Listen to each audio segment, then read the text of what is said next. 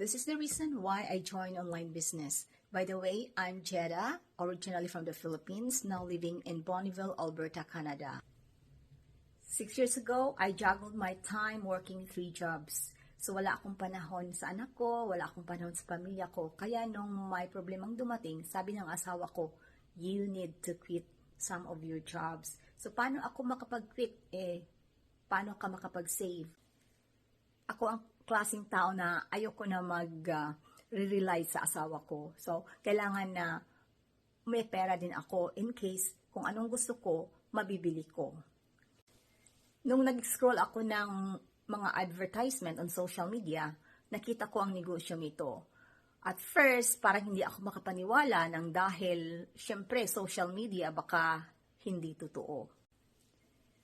Nag-register ako at nanood ng kanilang webinar. So nang napanood ko ito, sabi ko sa sarili ko, ito na ang tutulong sa mga problema ko. Nag-join ako na hindi alam ng asawa ko. So nang nalaman ng asawa ko na nag-join ako, sabi niya, baka niloloko ka lang yan. So akala niya talaga na hindi totoo, pero patuloy pa rin ako.